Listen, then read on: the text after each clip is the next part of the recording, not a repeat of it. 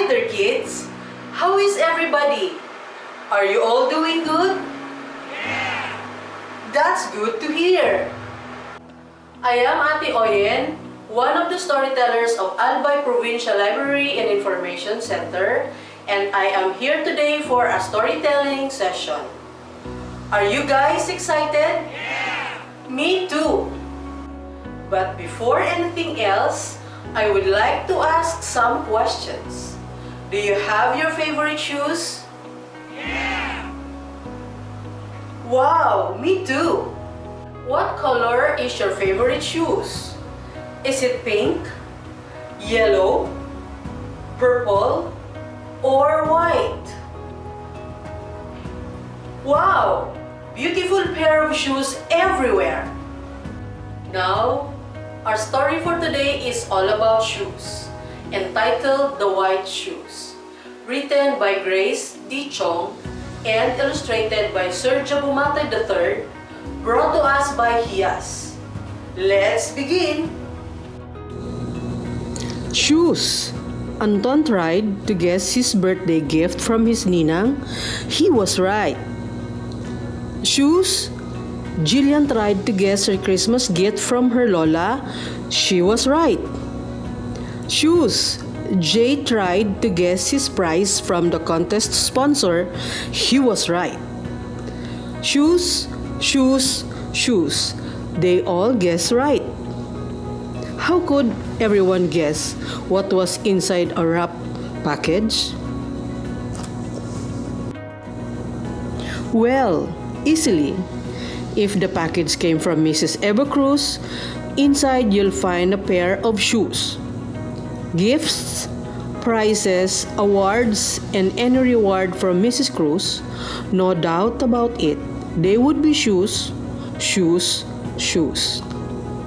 I wish Tita would give me a toy robot next time, said Myrna. I wish Lola would give me a doll next time, said Gladys. I wish Mrs. Cruz would give me a book next time, said Sammy. I wish, said everybody. But no, Mrs. Cruz wouldn't hear of it. She gives only shoes, nice, good shoes. No wonder her friends, godchildren, nephews and nieces, grandchildren, neighbors, employees, churchmates, and officers in the barangay called her Mrs. Shoes instead of Mrs. Cruz. Not that they were unhappy receiving nice, good shoes. It was because sometimes people want to be surprised and not to guess right all the time. Mrs. Cruz had a reason why all her gifts for everyone were shoes. Nobody knew what that reason was. They couldn't guess it either.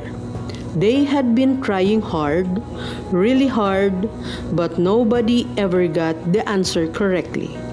It's because that reason was a big secret. Something that was so private and so special, Mrs. Cruz had kept it in her heart. Only her parents, who are now in heaven, and her little brother knew about it. Read on and you'll know this secret too. When Mrs. Eva Cruz was a little girl, her family was very poor but happy. Her parents had not finished grade school, so they couldn't get good jobs, even if they were very hardworking. When she was in 6th grade, Eva's father fell ill with a terrible disease. This left him coughing most of the time and he had to stay in bed. He needed a lot of care and a lot of money to buy medicines. Her mother would leave when Eva arrived from school. Anak, take care of your father while I go and wash clothes at the big house. Yes, Inang. Also, try to help your brother with his assignments. Yes, Inang. One day, Eva told her mother, "Inang, we were told to wear a white dress and white shoes for our graduation." Eva was worried this would be a big problem for the family. Oh, her mother paused, thinking very deeply. "I don't have to attend, you know," Eva suggested, knowing her mother could never afford to buy her graduation outfit. "By the way, Inang, I am in the honor roll," she said as an afterthought. "Honor roll?" her mother exclaimed, her joy overflowing. "You have to be at your graduation, Eva. It's a very important event. I will find a way to get you a white dress and white shoes." Her mother dashed from the house. She asked her vendor friends in the market. She asked her relatives across town. She asked her neighbors, but they didn't think graduation was all that important. Finally, Eva's mother was able to borrow a dress. "This is too tight and too short," Eva complained when she tried on the dress. Well, that was years before miniskirts were in fashion. "It's not that bad," coughed her father from his bed. "Not bad at all," said her mother. "Well, no, maybe not," Eva agreed. "But I still don't have white shoes." "You have your old black shoes, don't you? You can just paint them white," her father suggested. "That's a good idea," Eva's mother added. And so Eva, her brother, and her mother scrounged around for white paint everywhere. Under bushes, through manholes, between fences, inside broken pails, in atop dented drums. Finally, they found a can of leftover paint beside an overflowing garbage can. Eva carefully painted her black shoes. "They look great," Eva's brother remarked when she finished painting. Eva didn't think her white shoes looked good. They looked great. Then came graduation day. The school basketball court was decked with white paper flowers. The girls looked lovely in their new white dresses. Eva kept trying to make her tight borrowed dress longer by pulling it down. She felt so ashamed and out of place. She wanted to run home. But she mustn't leave.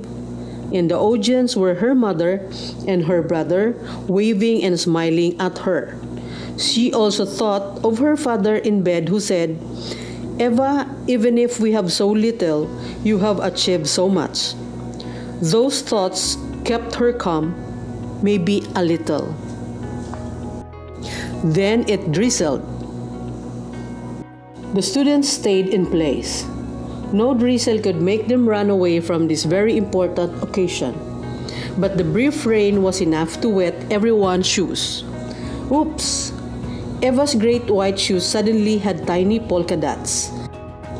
Eva waited silently. No!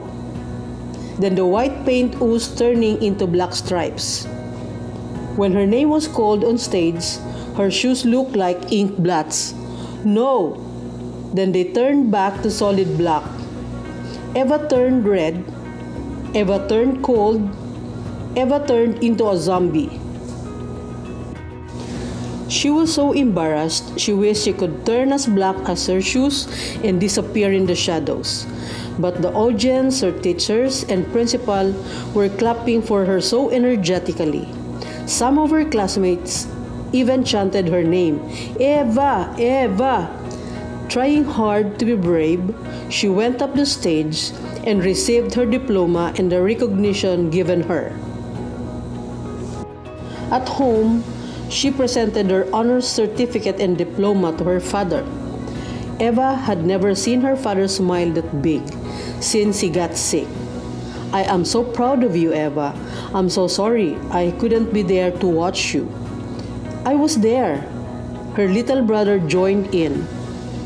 Eva was still feeling embarrassed about her tight and short borrowed dress and black shoes. Her mother said softly, "Anak, there is nothing to be ashamed of. There is everything to be proud of. You are smart, and despite all the work you do at home, you made it to the honor roll.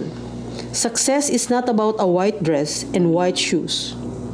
Her father coughed and coughed, but when he stopped, he said, "Success is all about making the most of what you have been blessed with and being thankful for it all." Eva went on to high school and then to college, earning scholarships and taking on odd jobs to support her studies.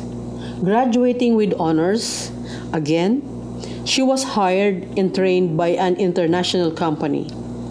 Before long, Eva had been able to put up her own business and became very successful.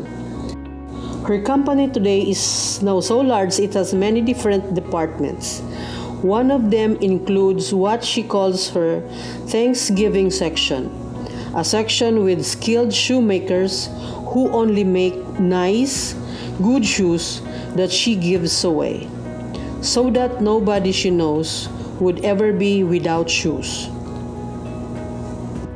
Today, not a week passes by that Eva doesn't hear her father's voice in her heart. Success is all about making the most of what you have been blessed with and being thankful for it all. So, you can guess why Eva or Mrs. Cruz or Mrs. Shoes loves giving shoes to everyone? Wow! What an amazing and heartfelt story we had today, right? Surely Mrs. Eva Cruz is an example of courage and generosity. She really inspired us on being hardworking despite facing challenges. Because you know, kids, just like Mrs. Eva Cruz, we should learn how to look on the brighter side of life. That is all, kids. Again, I am Ate Oyen, leaving you a saying, if life gives you lemons, make some lemonade. If you want more fun-filled stories, make sure to follow, like, and subscribe to our Facebook page and YouTube channel. See you again on our next storytelling session. Goodbye!